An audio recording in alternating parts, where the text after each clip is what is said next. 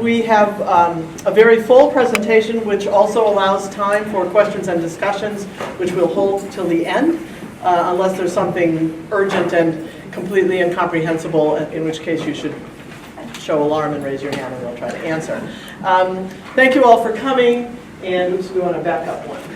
Just one. Still here. To be clear on what the topic is, this is an annual event for us here at the University of Maine where we do what I would call it's a kind of first public, transparent discussion about the status of the development of our fiscal year 2021 budget.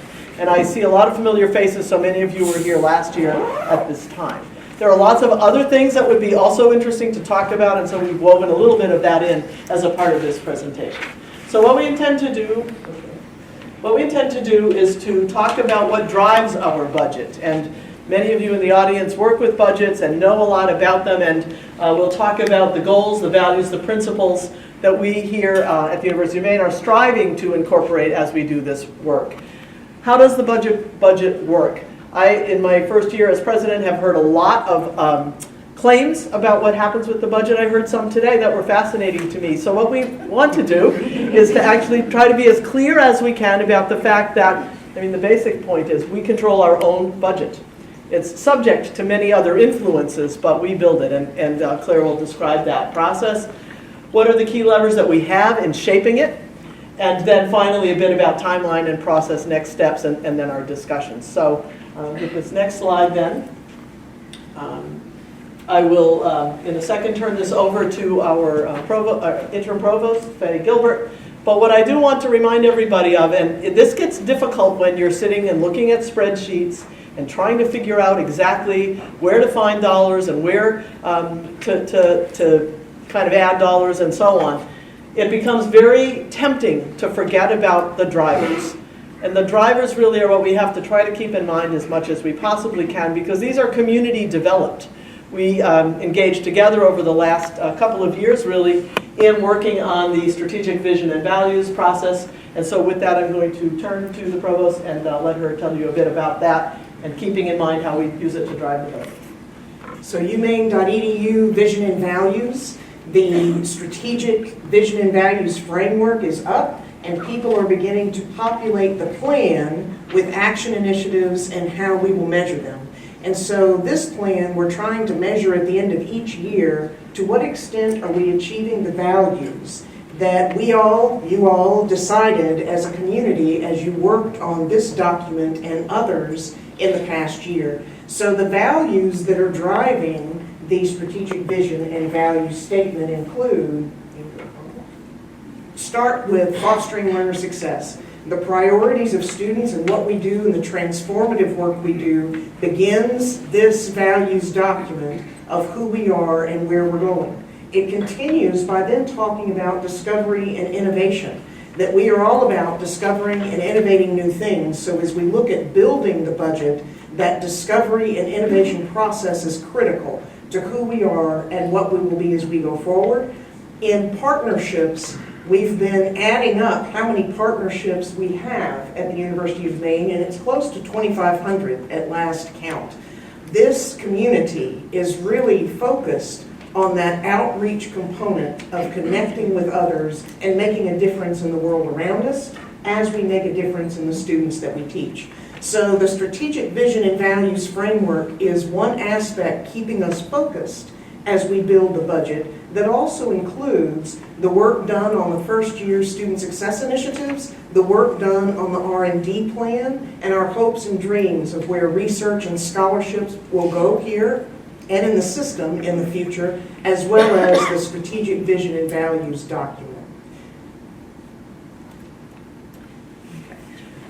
So as we've mentioned, we are definitely committed to the idea of transparency in the business of building the budget, and also engagement. And that engagement has started. We've been doing this over the semester with a variety of sessions and open opportunities for people to talk about our budget and our priorities and our processes for how we look at this. We also are very interested, of course, in making it clear that this is a process that goes on all year round. We are either building a budget or executing on a budget or trying to figure out how to manage the budget that we're in and closing out the last year's budget. All three cycles are typically in play at any time, and I'm very interested, in part because of my own background working for the federal government, which involved an enormous amount of budget focus. I'm really interested in making possible opportunities for our campus to understand how it works and to have great ideas about what to do. It's no secret we are in difficult budget times in higher education generally, and so we'll get to very specific points, but I wanted to be clear about the commitment to transparency and to engagement, and to really invite people who have questions to ask them of us, of your deans, of your directors, because they will know the answers in most cases, and that's a good, healthy way to engage in this process. So next slide. As I mentioned, in the fall we've had a number of discussions led by the provost, budget allocation discussions both with the community, where we have focused on what the principles would be to help to guide the budget, where we've talked a bit about how we do projections of student credit hours, SCHs, which I learned are the coin of the realm here. We have to really understand that thoroughly as we do our budget work. We've also had opportunities with deans and directors and others to start to talk about the specifics and to remind everybody about what we need to focus on. Students as the priority. We're an institution of higher education. That's front and center. We'll say that repeatedly and we mean it. Backing up just briefly, one more. Okay. I think what we'll start to talk about next as we move into this are the basics of what you need to do to get a balanced budget. One is, almost in any situation, there needs to be consideration of how to reduce expenses, and then there needs to be consideration of how to bring in new revenues, and also how to think about the ways in which research and scholarship play into all of that. So these are coming out of the kinds of principles discussions that we've been having so far. And with that, I will now turn to our Chief Business Officer, Clare Strickland, who is absolutely our expert in all of this, and we'll start to walk through the process and the details. Sure. Hopefully everyone can hear me. I have my mic on, and I need my notes. First of all, I want to go over the fact that right now we're building what we call the FY21 budget, which starts in July of 2020 and ends in June of 2021. And for this presentation, we're focusing primarily on what we call the E&G budget, educational and general budget, which is primarily funding departments and research centers on campus, any of the areas that teach, instruct, some public service, and some research. We here use a collaborative process. We work with everyone on campus in trying to build our budget. We inform people. We try to bring them into the process. So it is a collaborative effort. We derive our budget primarily from tuition and tuition revenue, so enrollment is very important on this campus. And some of the, I want to dispel some myths. We are responsible as a campus to build our own budget. We use parameters given to us by the University of Maine system, but we are responsible for allocating the budget that we have. We are responsible for increasing revenues as we can and decreasing expenses. So we build our own budget within certain guidelines. What is our FY20 budget? This is a very brief overview of where we are for educational and general expenditures for FY20, the year that we're in right now. Building the FY21 budget is an incremental process. We start, at least for now, it's an incremental process. We start with the budget that we have in FY20 and adjust based on revenues and expenses moving forward. So the way this is displayed, and sometimes it's displayed differently, but the easiest way to display it is in this fashion where revenues and expenses are equal. Primary revenue drivers are, as you see here, tuition and fees, state appropriation, and then expenses on the other side, and I put scholarships and grants, scholarship grants, on the expense side of the pie chart. Moving forward, ways of increasing our revenue are directly linked to recruiting students, retaining students, and getting revenue from research expenditures. In other words, it's sometimes called indirect cost recovery. As principal investigators receive grants, as they spend the money on their grants, we get the indirect cost recovery in the E&G budget. Lizzie, would you like to come up and talk about ongoing recruitment efforts? Sure, thank you, Claire. We have a robust fall this year. As of December 1, we have 10,263 applications. We are reading those applications as fast as we can to get to that 50% mark before the holidays in terms of getting students' decision before the Christmas holidays. So this is a great number for us in terms of where we were last year. We were half the number last year. So we're doing well.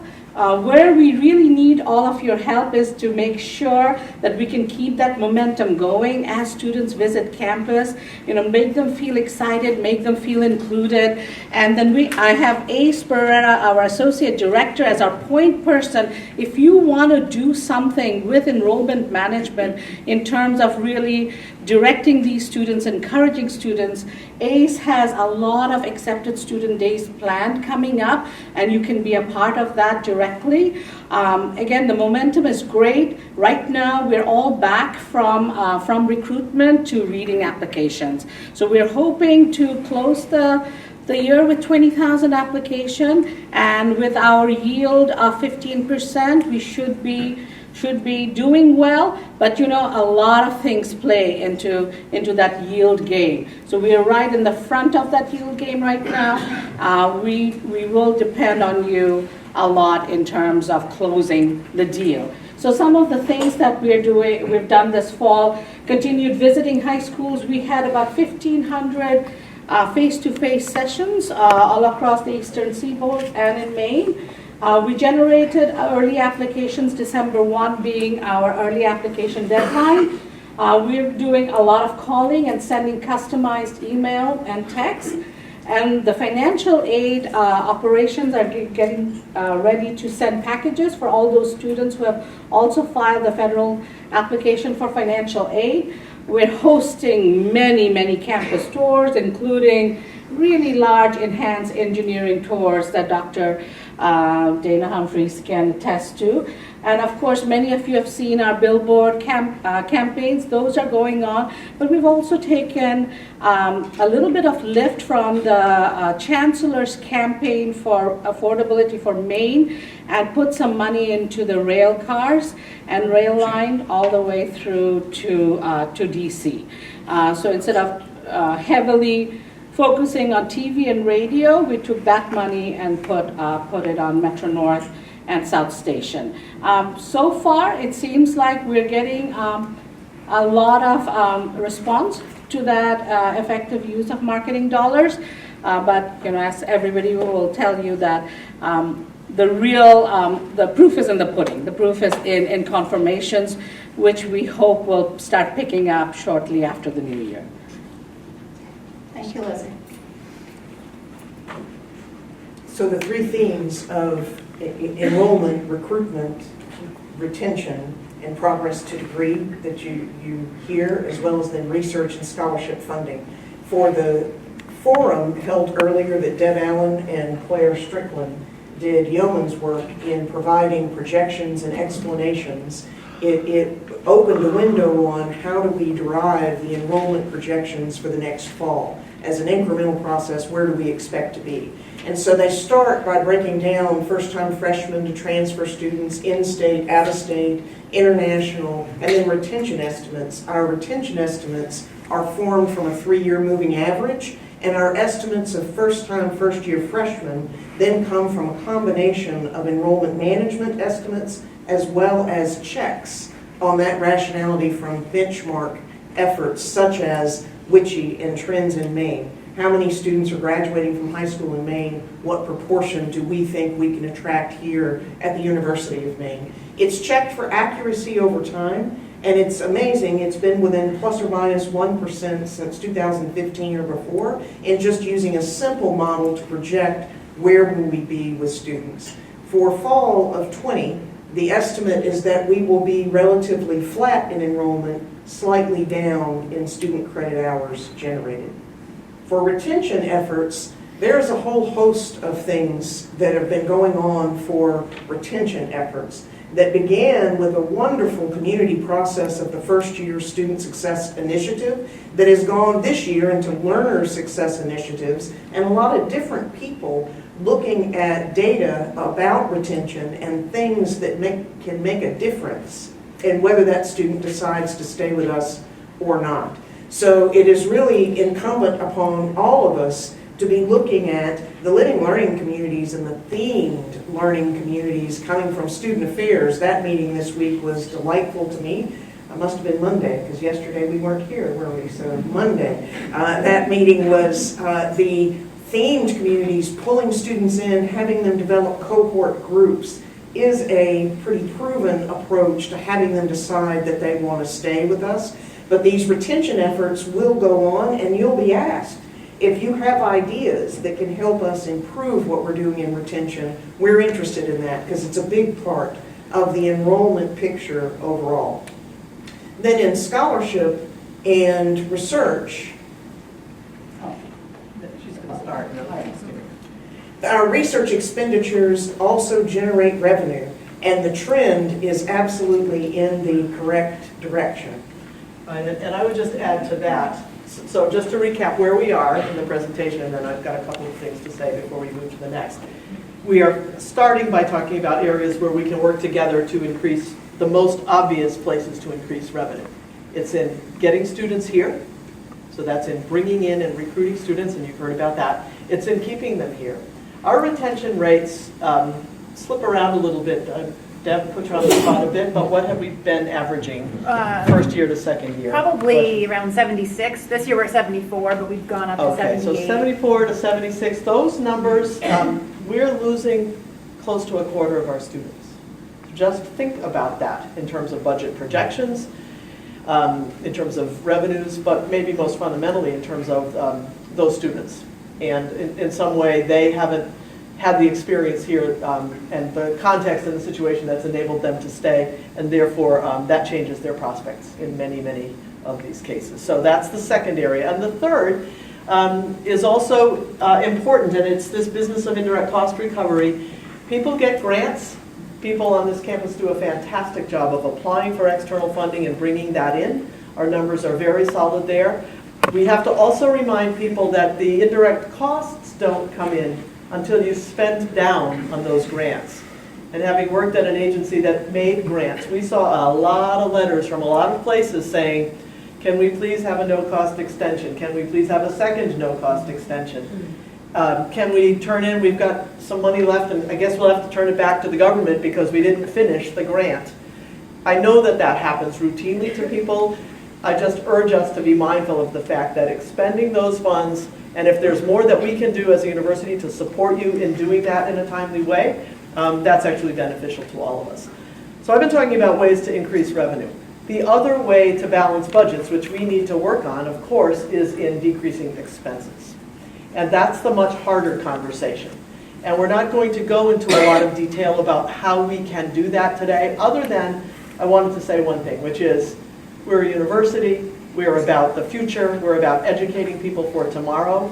So in a difficult budget context, we can't let go of the importance of new initiatives, new chances to try new things. We have to find the ways to do that in the face of rather challenging numbers.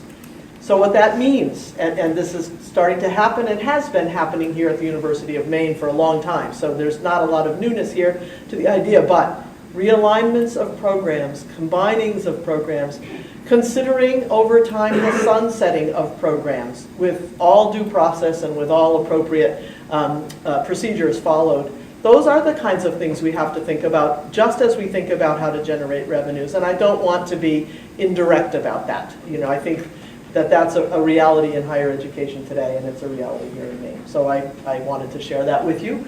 Moving to the next slide, back to the nitty-gritty of what we do. I'll turn to Claire again to talk about timeline and then some of the very specific details. I get to do the nitty-gritty. You've seen this timeline before. This is an updated timeline for how we're creating the FY21 budget that I mentioned earlier. Right now, we're here on December 4th. We've had quite a few meetings between July and November. We had 3 meetings, one in October, one in November, and then a recap of the 2 that we had in November. And here we are today explaining and showing what we've arrived at to this point in time. And I need to repeat this. This is a point in time. This is where we are today on December 4th. There will be lots of changes, lots of adjustments, different conversations as we move forward over the next few months. So between now, this little thing isn't working well, between December 4th and January 13th of, actually that's the wrong date, January 13th of 20, we will have to enter, we only see our mistakes when it's on a big screen. I apologize.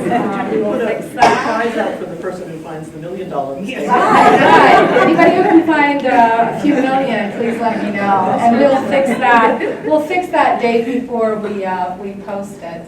But between December 4th and January 13th of 2020, we will have to input a budget, a preliminary budget, E&G budget into Main Street, into PeopleSoft. That's a lot of detailed work, and I appreciate all the people in this audience who will help us do that over the next few weeks. And then at the end of January, on January 28th, at the bottom here, we will be meeting with leadership from the Board of Trustees, the chair of the Board of Trustees, some members from the Finance, Facilities, and Technology Committee, and senior system folks to review where we are right then on January 28th, where we are in our budget building process for 2021. We will then have time to try to figure it out and amend our budgets through March of 2020, where what we developed up until then will be presented to the full Finance, Facilities, and Technology Committee. We'll discuss our budget where we are at that time. And then we'll have April to amend, adjust, and then the full budget, hopefully a balanced budget, will be presented to the Board of Trustees in May of 2020. Now this looks like, a 1-year timeline. As the President indicated earlier, we're not just working on 1 year. We're working on 20. We just finished audited statements for 19, fiscal year 19. We're building 21, and we're not just looking at 21, we're looking at the impact that 21 will have on 22 or even 23. So it's not linear, it's a jumbled up process by which we try to move forward. And I have difficulties. I do write a few checks, not too many, but sometimes I really have to stop and think what year we're really in. So my apologies for the 2019 up there. So I'm going to repeat where this slide you saw earlier had, this one has a little bit more detail, putting percentages for tuition and fees. Tuition and fees make up, net of the 3.1 waivers, makes up 60.2%. And then you can read the charts. A balanced FY20 budget of $288.6 million. And so we move forward.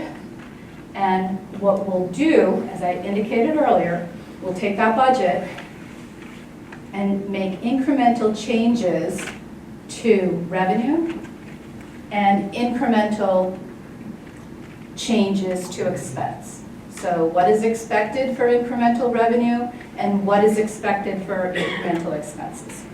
Now this is where the presentation gets a little detailed. And I want you to follow along with me as we move forward. And these numbers are numbers at this time, and I want you to realize that this is today, December 4th, 2019. Our revenues and our expenses.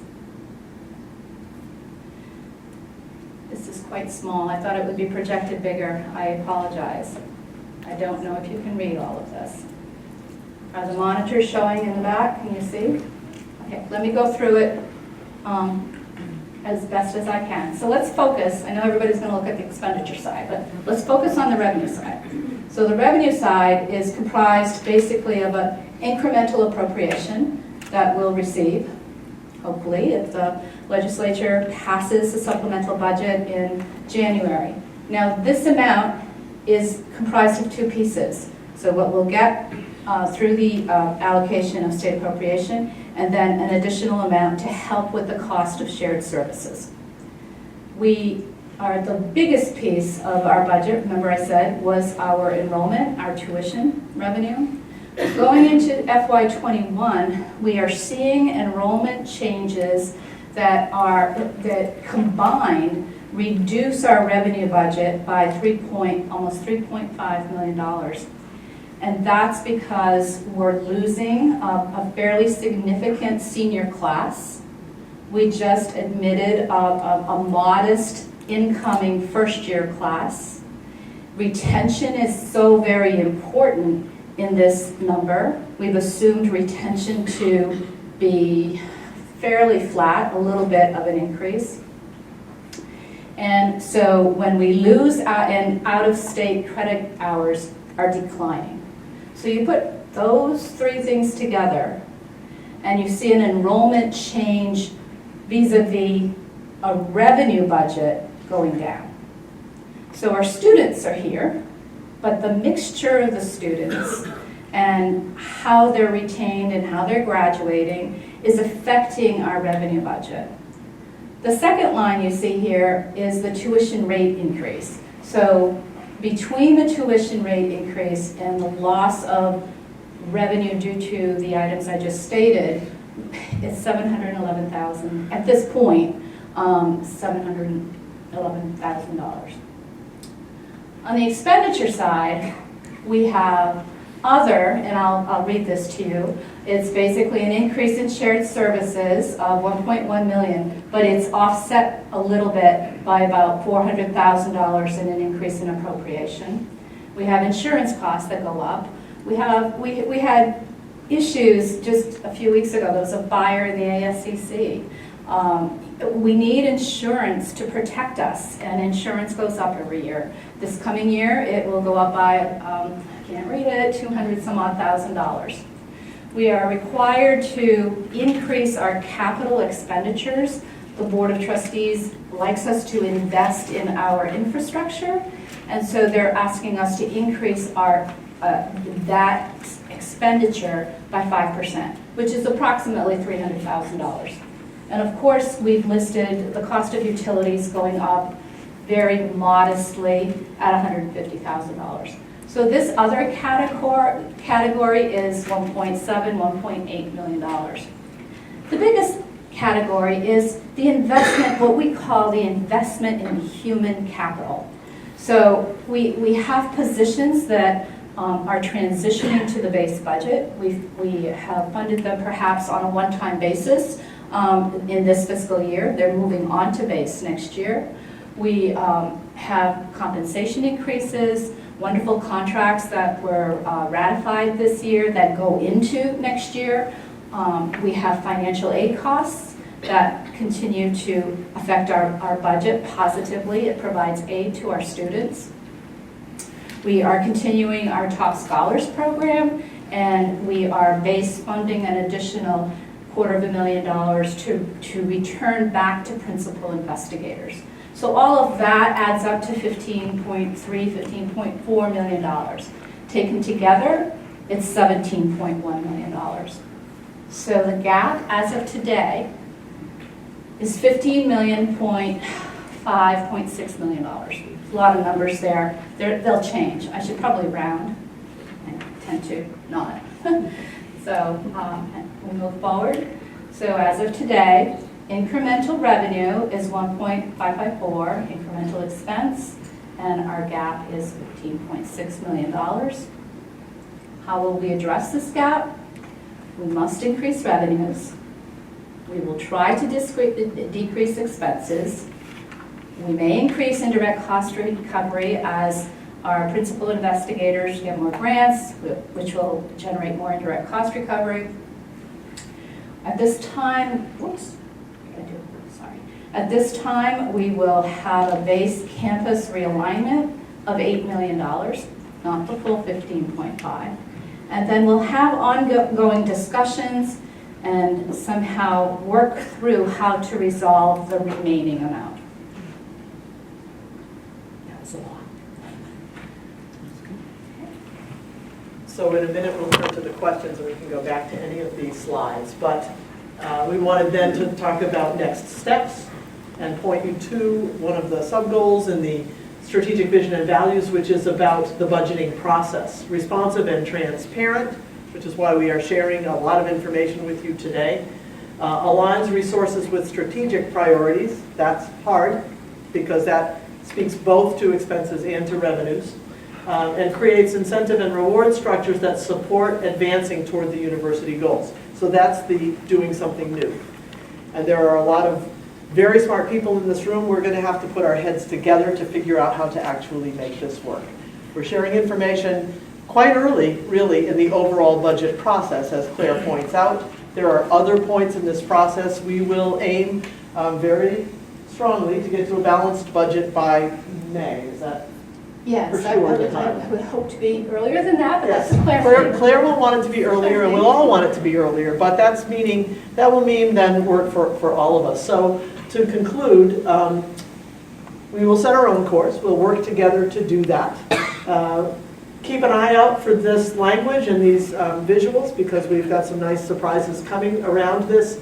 But remember our strategic values. Foster learner success, discover and innovate, and advance partnerships. With that, now we'll turn to a discussion. We can go back to any of these slides. We've got backup on lots of detailed information. We may even have more slides. We're not going to those. We're not going to those. Okay. So let's just start, and maybe I'll kind of moderate, and you can ask questions of any of our groups. Yes? So question, maybe addressing one of your initial myth-busting points. What contribution do we give from this campus to the system? Because I remember at one point there was kind of, I don't know what to call it, a tax. But basically there's some amount that we contribute to the overall system expenses. Does that come off the top? How does that work? So are you talking about our shared services? There's Yes. nothing that so I could go back to the slide. I know there's a way of doing this, but. Oh, Grant taught us that. I know. I forget what it was, I though. know, I just Put it in need the to slide. look. Okay, so if you can see this slide on your monitor up above, this expense right here, the shared services expense in FY20 is $19.8 million. That shared services expense covers IT, human resources, finance, procurement, capital management. I'm missing something. Did you say HR? I did. Did I say human resources? Okay. Those are the big ones. And those are very people intense. There are a lot of folks that work on those units, and they serve all of the campuses. Our share of their costs is transmitted to transmitted to us. It's also transmitted to all the campuses. And most of what we are assessed are based on the number of employees we have, the number of students we have, the size of our infrastructure. So we're assessed based on those items. Does that answer your question, Susan? To that question, Ryan Lowe, the Vice Chancellor for Finance, Yes, title, treasurer. has offered to come and hold the session to answer questions along those lines in more depth if that would be of interest. But the system is very much working in partnership with us. Yes, Steve. May I follow up on Susan's question? So those shared services then became centralized with the system, and that was supposed to be a cost savings. Does it save us? money? Or is it the same? Is it more than it used to be? The system did realize savings, and some of the use of those savings came back to this campus in some form. Our research reinvestment fund was actually funded through those savings, and it funds other areas across the system. So we did get a piece back, but there were savings realized. Yes, over here. You had mentioned And something if we, about if folks could introduce themselves, oh, please. sorry, Mike Cooley, I'm going to I saw something about $8 million for base campus reintegration or integration. Yes. That's great. I'm glad I'm not the only one wondering about it. Yeah. Can you tell us a bit about, like, am I right to understand, first of all, that that's $8 million coming to us? And the second part of it is, can you tell us a bit more about what that is? And we have to find it first.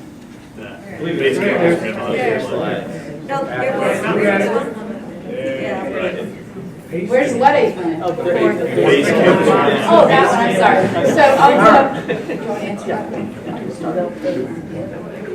Okay, we're still orchestrating this. I know, it's a little dance. So remember our gap, revenues, we have more expenses, so the gap is 15.5. At this point, we can't find this gap totally. We are asking the campus to realign, can I use the word? To cut $8 million. That's what that means. Remember, we have to build our own budget. So it's basically moving our budget around to fund expenses that was on the previous slide. So we're just realigning our budget to fund all those costs. And at this time, 8 million is a big number. And can I say a little bit more about Yes. that? So it's fair to say that that's 8 million in the base, okay? So for us to find 8 million could mean, Claire, just correct me if I say something wrong. Yep. Could mean a direct cut to the base, and in effect it does mean that. However, we have different ways to try to help mitigate that, either over time. So if it's going to take 2 or 3 years to really sort things out to get to that cut, there are one-time funds that can help. There are, but we need to find that $8 million base. And remember, we have another 7 million there. But if you take the base cut, then we could use, whether it's carry forward funds or reserves, to backfill for a period of time until you can find other things to get to that base cut. I have to use my hands, sorry. Yeah, no, that's good. I appreciate it. It makes it easy for me Did you to. get it? Well, thank you. I appreciate that. Right, there was another one here, was that the same I question? had the exact same question. How could we better state that? Yeah, that's, sorry. Okay, next version of the slides will just say. I had to ask permission to use the word. Could we say, how about reduction? No? All right. Yeah, in the back. Yeah, there it is. Hi, I just wondering, I think Claire could have some sense of this, like, how much of that do you think would be in just not filling positions for people who leave the university retire? But how much of $8 million can you recoup? Well, you can divide, do you want to do it, Claire? So if it were all positions, you would divide, is Francois here? He could do math in his head. So if it were all positions, an average, so remember we have various pay scales. So let's just take 60,000 with benefits of maybe 35%, 35,000. So let's round it to 100. Let's just say $100,000. That's a lot. Yes. You need to come back. You were in my office. I was on the phone. So, Scott Dunning, School of Engineering and Technology. So my question would be, for finding this $8 million, we've talked a lot about prioritizing things based on our values. And can we assume that the reductions that we use are going to be based on the previously identified strategic priorities where, some colleges are going to take big cuts and some are going to take small, or is it going to be more across the board? That's a great question. So the strategic vision and values work has not yet addressed the signature and emerging areas, which did serve, to some extent, as I understand it, served as a guide for budget in the last several years. The thing is, those are very broad categories, and so in looking back over documents, what I observed was it was pretty possible to argue that the thing you wanted to protect or do fits someplace under those. So a step that we need to take, and I'd be very interested in some volunteers, is kind of what's next after those, now that we have a new strategic vision and values plan, that other things in the context have changed. There will be a state economic development plan released very soon that we've got to look at very carefully for this university and its implications. So the long-winded answer is, I think those are sort of in abeyance right now. They aren't gone because we absolutely value these areas, but they aren't the same kind of driver for budget right now that they may have been. The other thing I would mention, though, is that we've talked about transparency and engagement. I also feel like we need to be strategic in our budget investments. And in general, across-the-board cuts aren't strategic. The trouble is we don't yet have the work done to clearly say, here are the areas that are going to be our strategic areas. What we have are the values. So there will need to be differential numbers, frankly, for different units based upon, to the extent we can, what we need to try to protect relative to those strategic values, and also where we can see some space to see some growth even. So that's in process right now. And it's not a straightforward process. And in the end, a very small number of people need to make those decisions. Yes. And then Marisa. And my math is nowhere near Francois, but I'm looking at 15.6 million gap and an 8 million cut. So where's the rest of that gap coming from? So that, and remember, this is a point in time.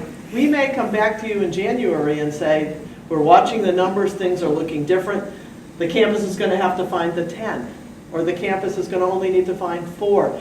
We're hoping we're kind of picking a good number. And then for the other 7, there are different ways that we do this, I gather, right, that have to do with not putting things on base quite yet, using one-time funds to try to carry things a couple more years, looking at attrition in a different way, looking to the system perhaps, although, again, we have to do a lot of analyses to know exactly how we're going to try to get to that piece. Claire, And you touched. those are the places we go. Those are the places. We think it's, to say to the campus, we all together through the regular process have to find 15 right now is pretty impossible.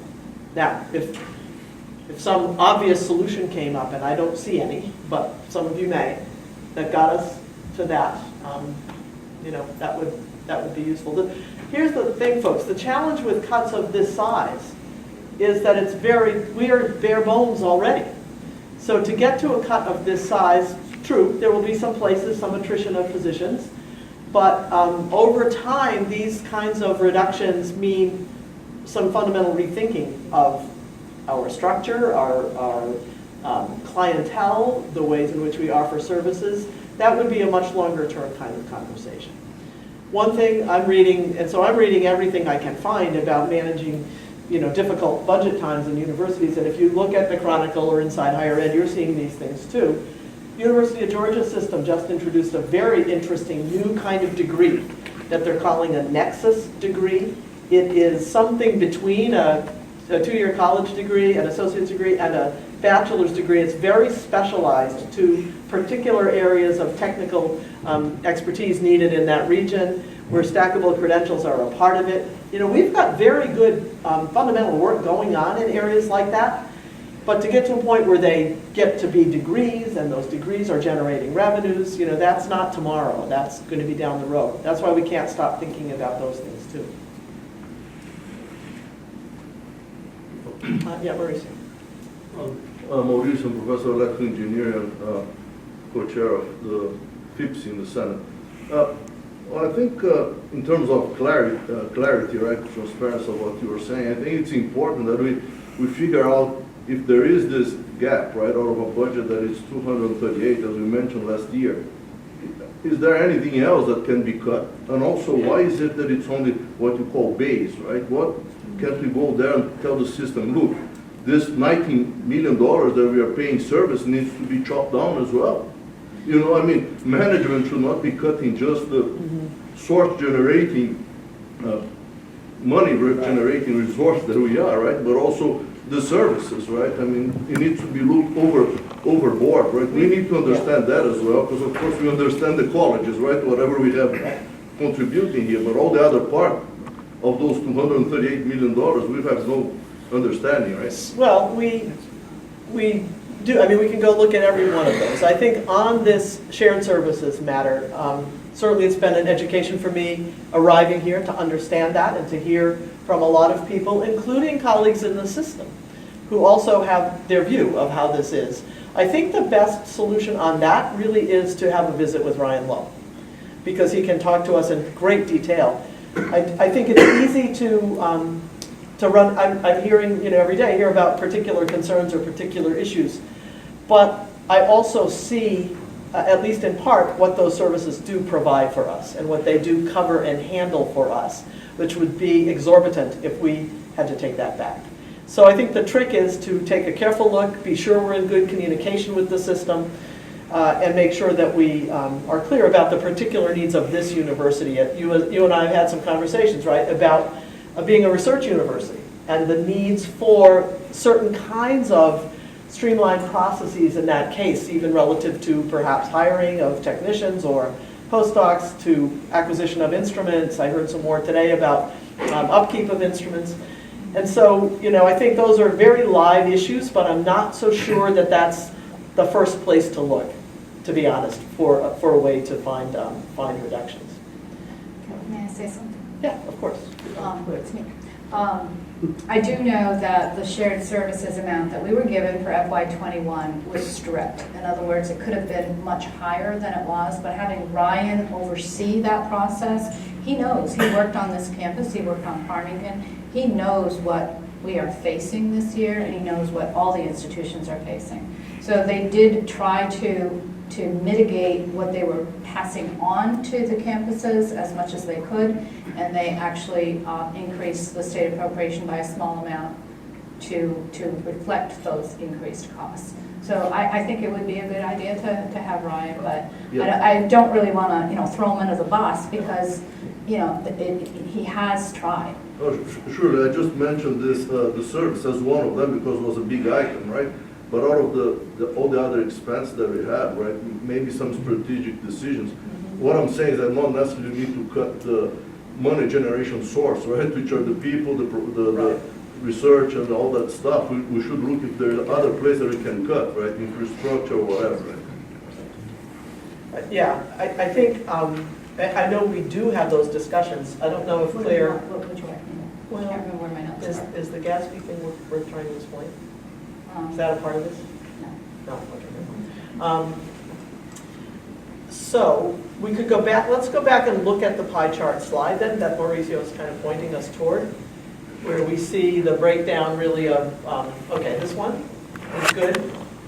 So of course, underneath every one of those blocks in that chart, there are lots and lots of details and things that are underneath. And we could go into a fair bit of detail with each, but what I'm hearing Mauricio suggest, and I think we need to take this on, is a kind of fresh start look at expenses outside of the compensation expense. Is that kind of what I'm hearing? And so I think that sort of activity, and you can see the breakout, maybe. Okay, so food, fuel and electricity, the capital expenses of debt service equipment, plant transfers, library acquisitions, the shared services, the travel, adding up, into this category. So that would be the sort of thing that we can start to step through and look at. Clare has enormous history and data about each of these. I think we're probably pretty close to bare bones in all of them, but I'm not opposed to a look, for sure. Think about supplies and services, maintenance of the facilities, all the items that you procure every single day, contracts, they're all included in that other. Yes. I do. Jim McClimber, physics. A suggestion and a question. So we saw that the amount the BOT requires that we put towards increasing towards capital investment was what, 300,000, I think, which means it's about $6 million currently. Just about. I don't know how much of that is flexible and can be stretched to be reduced. You can call it in for the math too, right? We did that. We can do that, math. Yeah. And then what's never shown here is like where athletics is in ENG, and I know, and not in ENG is the housing and there's a word for that, which is Auxiliary. Auxiliary. And I assume that makes a small profit typically that you use to help fill in some holes It's here. included in that transfer line over there. Oh, that's the transfer. Okay. Yeah. $3.3 million is coming from $3.3 million. Right. Dan, right there. Is coming from our auxiliary enterprises to help fund their costs on the ENG side. What's the other part of your question? Where's athletics? It's never Athletics is in two places here. They bring in significant revenue in their sales and services, and then they're in the expenditure side of the house as well. So they're about half and half. They're about half, so their operating budget is basically half revenue, and then subsidized through ENG. But that would show up under other than the expense part, or? Well, it would I show guess up in some compensation, it would show up in all of those categories. We all kind of Okay, it all have, mixed the in. compensation and then the costs of Scholarship. travel, the cost of supplies. Stop using my hands. That's okay. It helps. Did that answer the question, Joe? Okay, all right, let's go here. You have to end, I believe. Ann Knowles, history. I understand this is ENG, so maybe this question is out of place, but does the foundation's work, foundation fundraising, fit into this picture at all? Absolutely. So that's interesting. When we were doing our practice this morning, that question came up, and so we talked a little bit about it. The foundation, as you all know, Jeff isn't here, is he? Anybody from the foundation? Okay, so we may call on you in a second too. But the foundation is a separate organization, right? It's its own separate entity, constructed to be a partner to and to serve the university through its activity. The foundation is in the midst right now of a $200 million capital campaign and closing in on the end of that campaign. A major focus for that campaign, the dollars that come in from the foundation, go to scholarships. Go to support our students. The deans and department chairs know about these if they're very targeted kinds of scholarships. But I don't know if off the top of your head you all know what fraction of the overall endowment is aimed towards scholarships, but it's sizable, I would guess. The other big piece of work in fundraising over the last couple of years has been the new engineering building. So our donors have been kind of oriented toward thinking about scholarships and then the kind of investment in this new construction, which is so crucial for the campus. We are, though, the way these things work, I'm told, is that we get to the end of one campaign and we start planning the next one. And those conversations are just in the very beginning stages. But what I'm hearing a lot from folks, and which I've discussed with Jeff Mills and with the foundation board a little bit, is the idea that in this next round, in addition to pushing on scholarships, which are so crucial to our students, we need some ways to make it possible for donors to think about programmatic activity in ways that would maybe give us the incentives and the revenues that we could use toward trying some new things or revamping something that needs revamping and so forth. And I'm not sure of process, again, look to you all if you know, but as we start to shape that next campaign, we'll need to really have strong faculty and staff representation in those planning discussions so that we can go to our donors and say, you know, you've been phenomenally generous with scholarships, with building funds and so forth. Next wave, we'd like to focus on X and Y. So there will be that chance. The other thing I would note is that we're working to improve our ability to make sure those scholarship funds are expended, because some of them are highly directed, very specific, due to donors' wishes, and we're very grateful for that and respectful of that. At the same time, The matching doesn't always go as easily as one would like, so we're looking even at how to have the right software or something that would help us do that. So it's a great question, and I know it's a practical question too. Like, what could we do? Yes. Hi, Amy Blackstone in Sociology, the Margaret Chase Smith Policy Center, and the LAS Dean's Office. I think I heard, but tell me if this was wishful thinking or hearing, that you are open to suggestions around how we can help with recruitment and retention. Absolutely. Where'd Lizzie go? Okay, right. Yes. Great. What is the best mechanism for us to share those ideas? And I'll give that to you to answer. So you could always email me. The point person, as I said, in my office that handles those is our Associate Director, Ace Pereira. Ace, do you want to? So please feel free to send us those suggestions and we'll get back to you shortly. We'll be able to fit you in. Okay, thank you. Yes. I have a question related about international programs. I have a question about our regional campus Machias. Their budget, part of our budget, if they have a shortfall, we cover it. And we were, with a few colleagues, we were there last week where we next week, they're very lean, and we know that. But can you talk a little bit about their budget? I'm going to start and then turn to Clare. Sure. When the partnership was established, which was before I got here, the documents that were created for the Board of Trustees and for the universities they spoke to budget, and my read was that there was some year at which the Machias budget was to come in, right? Probably this year. It was last year, actually, I think, but it was recently. Or This year, the year that we're in. Okay, it's this year that we're in, all right. So that's the mix-up of which budget year. I know.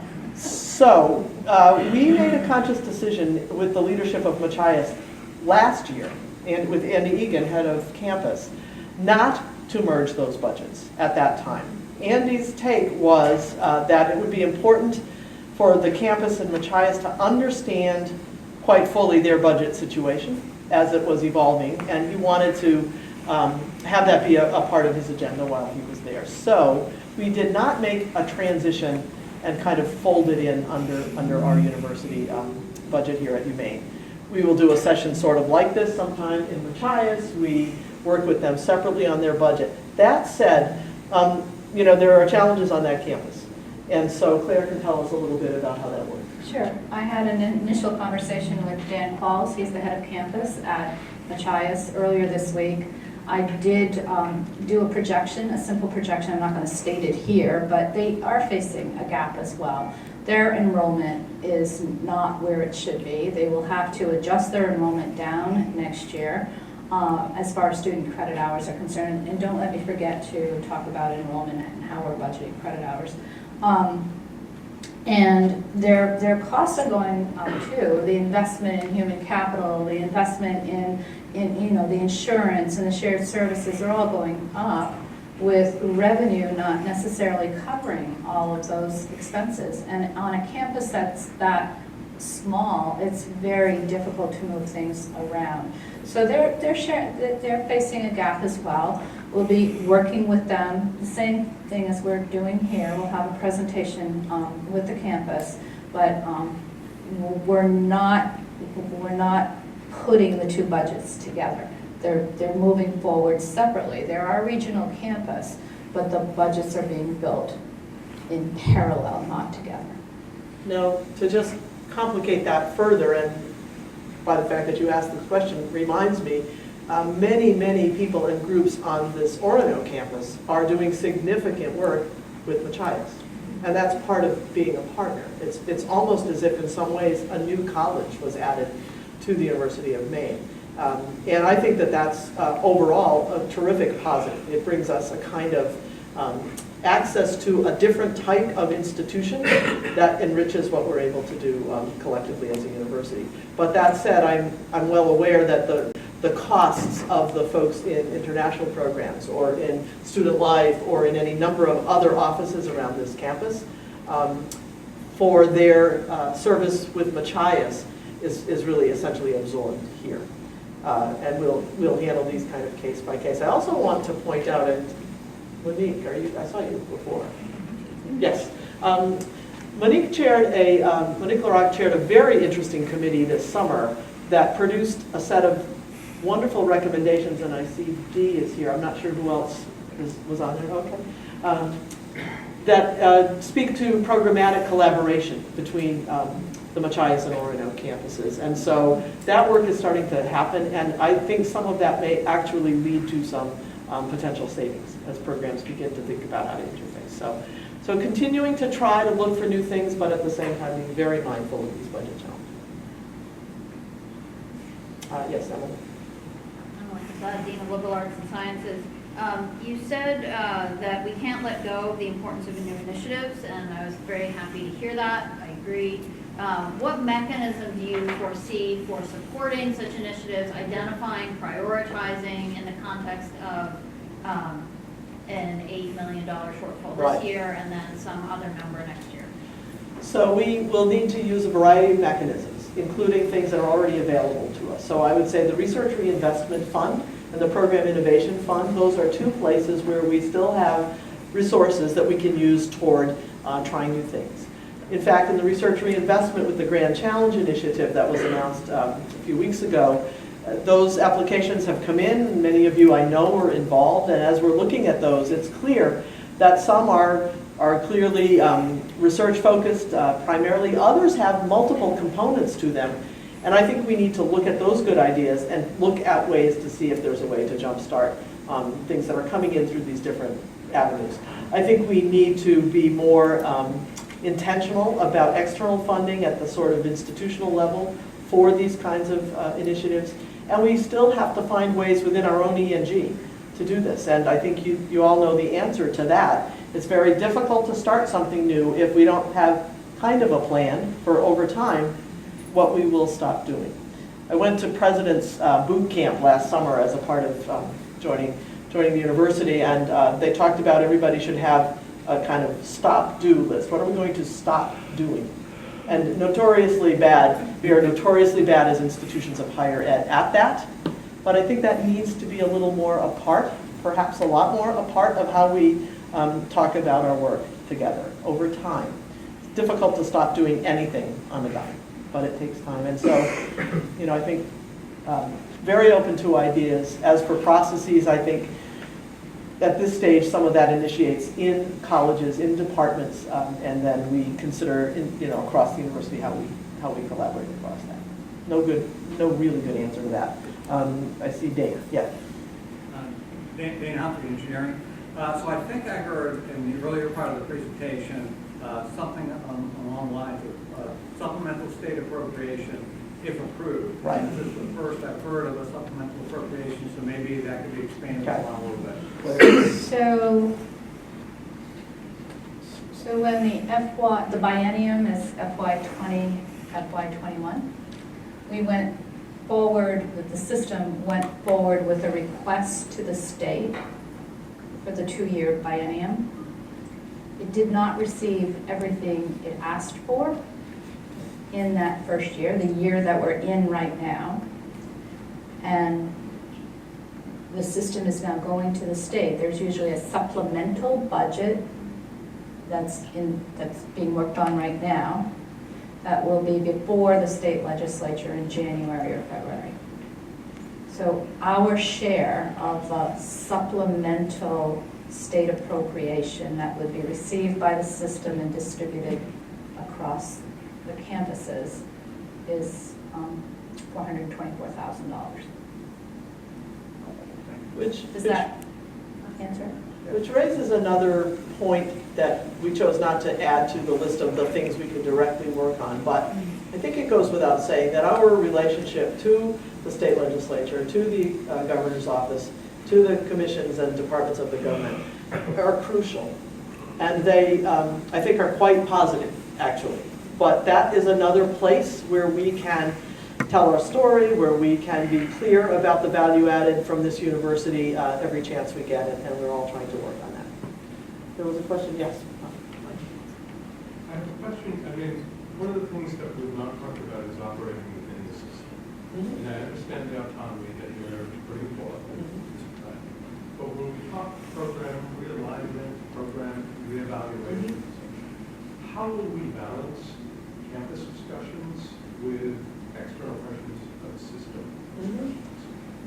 So, it's a great question, and if you're following the system work that the Chancellor is discussing, and he's been here multiple times and met with several of us, we are working as a system to explore the idea of unified accreditation.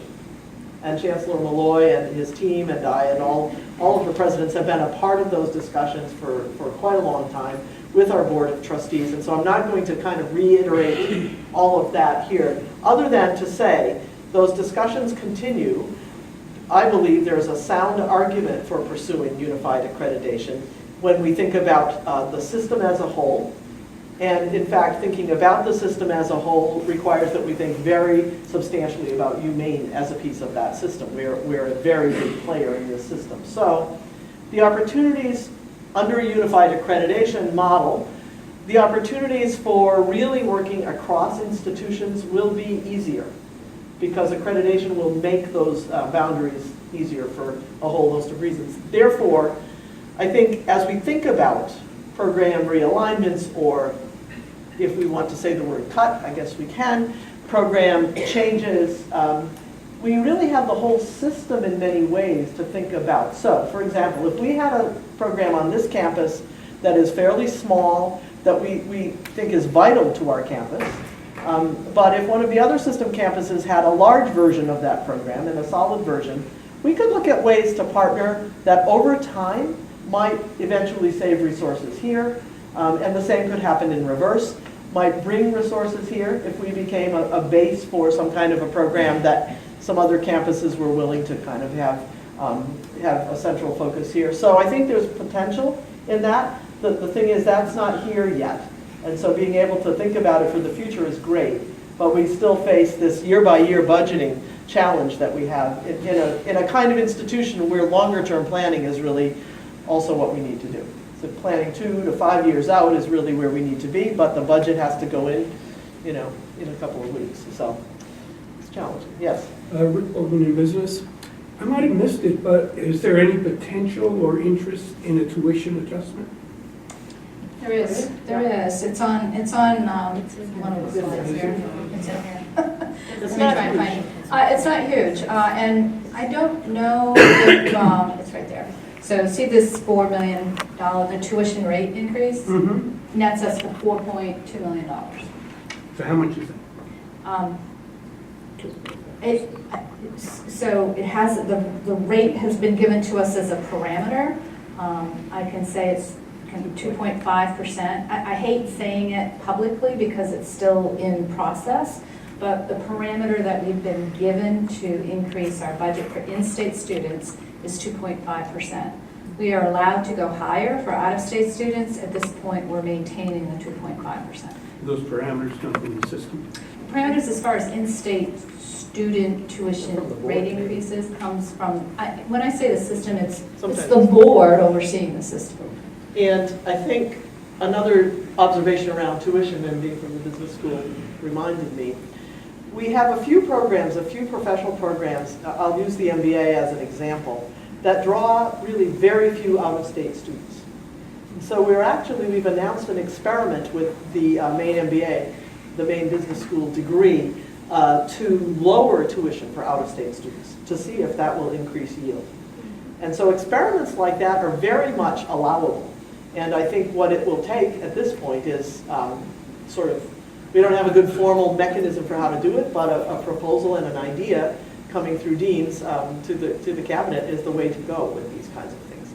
And there's enormous cleverness here. Don't lose sight of the revenue generation opportunity, because that's as big a piece of this as anything, really. Yes, Jim? I'm going to need help with the math here. 800,000 new appropriation. I thought Did you find $1 million? Did you find No. And I thought you just said 400,000 a moment ago coming from state appropriation. And I forget what we're asking. Are we asking for 3% from the state, which is what, 4 or 5 million? So I guess my question is, I'm not capturing how much are we asking for from the state? How much of that are we potentially going to get? Like what percentage? Yeah, we Is it should- 800 or we I should- 400? don't those numbers have, but I can we'll check get them. them. We'll get them back. This is exactly what we're getting, but you're asking the bigger, what we're asking in our Oh, supplemental. okay, budget. so this does not include what we might get. This does include what we might Okay. get. Yeah. What we might get in state appropriation through the supplemental budget is $424,000 and change. And why does it say And what I've stated here, the other 400,000 that's included in here is offsetting the shared services. So that's from the system? That's from the system, Oh, their share of it. Yeah. So I thought your question maybe was going to be about the appropriation model. A little bit, like if Yeah. we're getting, if the system was getting 5 million and we're getting What percent do we 400,000, that seems a smaller percentage. And that tracks with the model, yes? The track, do you want to go through the model? No, I'm going to. I mean, we could. That, I think, is a Ryan conversation, too.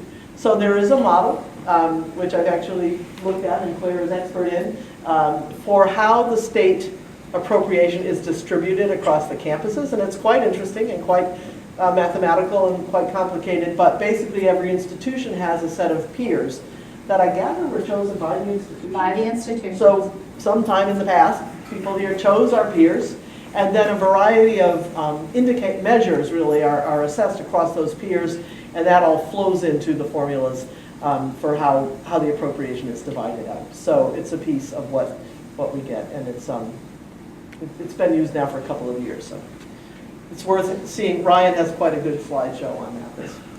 For those who like that kind of thing, very good. Yes. Just while we're on this slide, one follow-on question. This is probably Claire. Claire, in this purple side of the human investments, there are 3 big numbers. I have to take a picture so I can see. Positions activity, 3.5 million. Compensation, additional 7.9 million. And financial aid, 3 million. So how do I interpret that? Because people will ask us hard at the meeting. Like, is the 8 million cut offsetting, is the 7.9 million the raise that we got? Yes. Is that, okay. So basically, we got to cut 80 people to pay for the raise. That's a bad way to think about it. Well, I I know, don't want to but, look at it that way. you know faculty are going to say that, right? So I'm just saying. So positions activity, what is that? What is that new position? Well, it's basically moving, so we sometimes fund positions on a one-time basis to smooth into the next fiscal year. These are positions that we have that are making it onto base in the next fiscal year, in FY21.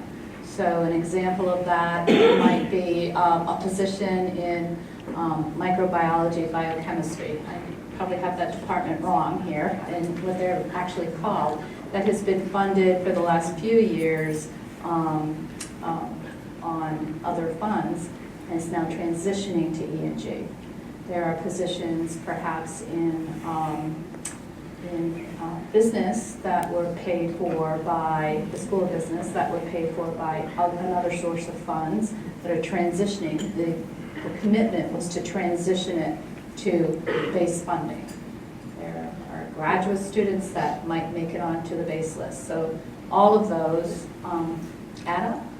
Okay, And that includes benefits too. And the financial aid is that we're going to give another 3 million in financial aid to students next year over what we did this year. So what can I speak to that? Yeah, of course. So with the flagship match, we've been trying to ramp up. There's net revenue from the flagship match, but we have to ramp up the discount rate, the discount that we're giving to those students. And so we've had to increase every year to help match that. At some point, it will be stable. But we need to add to our financial aid to fund the programs that we have. There are other programs other than the flagship match to help our students. So we put that under human investments because our students are humans as well. I want to be really Stretching it a little. clear about the human investment category. We've used the language of investment. We believe in our people. That includes our faculty, our staff, our students, and the roles that they play. So, yeah. I wanted to ask about the way the cuts are going to be allocated, because I think it's good to do it in a strategic way, certainly. But 2 questions. One is, what are the metrics that you'll be using to make those decisions? And second, who makes those what extent is it central administration versus private colleges? Okay, so lots of questions in there. And I'll turn to the provost in a minute to say more about this. Obviously, because of where these dollars sit, the majority of our revenues really and our expenses are centered around our academic side of the university. It's what percentage of the budget, roughly, in EMG? 60 to 6, almost 60%. So almost 60%. So that gives you some first pass at the orders of magnitude. I wish we had a clean set of metrics and indicators that were public and available to everyone. We don't have those right now. We looked back, as you know, when Jeff Hecker did his review that he led of the impacts of the Blue Sky Plan.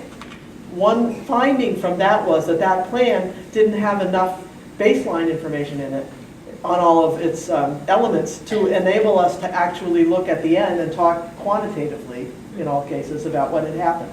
That is a high priority now in the Strategic Values, Vision and Values Action Plan, where we will be looking to have metrics and measures and so forth. We would need to come to agreement to those as a campus, and that's really high on the process list for this year, as now that we have a plan. So without them, to be frank, it's going to be a much more subjective and I think much more qualitative kind of process. In the end, I guess it's fair to say the president makes those final decisions. Along the way, though, I hope you'll recognize that I am quite a consultative person. The deans and the provosts are having those kinds of conversations all the time. Think of all the things that one could look at. If you were to make your own list right now, that would be not a bad exercise, actually. I'd get a lot of good ideas. What would you value? Would you look to programs that are clearly growing in enrollment? Maybe. But would you look to programs that are clearly going to be ones we can hold out as beneficial to the state of Maine? Well, maybe that too, because think about our appropriation. Would you look to programs that maybe are flat or even declining, but that are vital to having an actual university? That's got to be a piece of the consideration as well. Do you look to programs where the external grant revenue per faculty is high or increasing? That would seem to me to be the kind of thing that might be important, because one of our strategic values is about discovery and creation, but there are departments where external funding is not available easily to faculty, and we want the scholarly work and creative endeavors of those departments to happen. So I wish I had a good, clean, and simple answer. I don't, but these are the kinds of things that I think we think about. We still do have the emerging and signature areas. Technically, we haven't disbanded them. We haven't said they're gone. So I think that becomes a consideration too. We have a board of trustees very, very interested in relevance, in serving the state, in attracting students from Maine and helping to keep them here, in serving the needs of our Maine communities. So that's always in the background. There are days when I just think, yeah, it would just be easier, let's just, do an across the board. But I don't think that shows good leadership or good relevance in terms of our conversation, or good reflection in our conversations. So I know the deans talk about this, but in the end, the provost will make recommendations, and I'll make a final, decision on that. That said, within colleges, then, those become conversations that deans will choose to handle in various ways, and we leave that flexibility, of course, to deans. If you want to add, It'll be close to across the board, but not totally across the board. So the variation will be minimal between units, and then the deans begin their work with chairs and directors as to what the strategies will be locally. But it's a large realignment, and so the process to get there and what you can do and what you can't do is constrained, and yet still trying to fund new ideas and keep in mind the next steps for the strategic vision and values process is critical. But it's close to, it'll be close to, there won't be wide variations. You can't just tell a college you're off the hook. I think to kind of add to that, and in light of your question particularly, there's never, with these budget processes, it's sort of so constant that it's never clear what's the right moment. But I think now might not be a bad moment, not for the 2021 development, but looking to the future, for us to try to have that campus-wide conversation quite specifically in light of the SVB work about what would be the metrics that we could start to look at. How would we collect them? Maybe that becomes a project under SVB. The elements of it are already floating around there, I think, but that would be a very productive discussion, at least selfishly from the perspective of the central administration. That would be very useful campus-wide discussion to have, and it would put us into some, I think, fascinating conversations. Like who do we want to be? What do we want to value? How do our dollars flow to support that? And what are all of the competing considerations of doing it? Yes, Melissa. Melissa Lake, my honors. So Joan, maybe, or this is maybe a question for Deb Allen. You quoted 74 to 76% retention, and I know the chancellor just sent us an email to bring our students back. So could you speak a little bit to what number, is there a sweet spot in that number that we're looking? What are the implications economically for us? And then sort of help us think about strategically, I know the chancellor did mention some things, but as we think about moving forward, what does that look like in terms of the kinds of things that we can do with the resources that we have? I'll turn to Deb in a second to speak to this, but what I would say first is the chancellor's letter, I think, comes at just the right time for us to be pushing forward. We had the first year Student Success Initiative last year, a large campus-wide discussion with a very compelling list of ideas. And what I'm trying to push a bit is, okay, how do those ideas start to clump? Like, where do we put our bets? Is it on gateway courses and gen ed courses? Sort of, is there a research base that would help us know which of the many approaches we could take would be the highest impact, knowing that we probably have to do a little bit of everything? I'm optimistic about Navigate. I think we see from the literature that this kind of intrusive advising can actually hook a student and help keep them here. But I'm also hearing of efforts by deans and others to look at financial issues that are not enormous in some schemes, but that are preventing a student from registering for something less than $1,000 deficit in their own ability to pay, where colleges themselves are trying to figure out how to address. So there's a lot of that, but Deb can probably give us a sense. I think these are big ramifications of small retention gains, I think. Yeah, and I think our highest retention that I know of was 81% the fall. It was the incoming class of fall 2012. And I think what we need to look at right now is why, and yes, President Freeman said, is we're looking at why and really breaking out the data, and that's one of the things that we're looking at this year.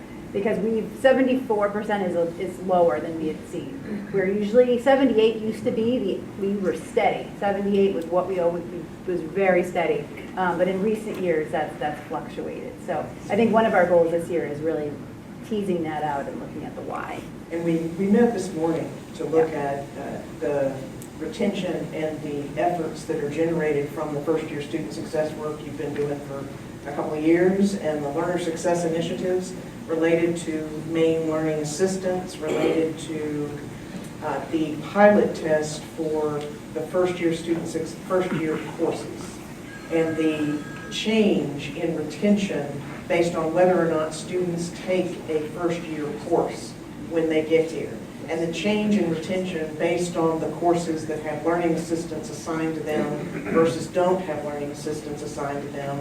And the estimate this fall from Navigate, there's a pilot test with Navigate of using the intrusive advising, and there are sections that are not using the intrusive advising.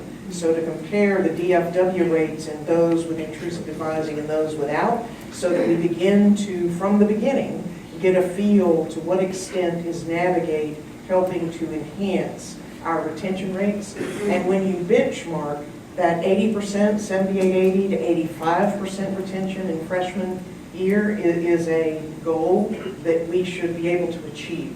It's a great community. You turn out better than most I've seen for accepted students days, open houses, orientations. It's that same momentum that can take us 1 percentage point at a time back toward 80% as a retention goal.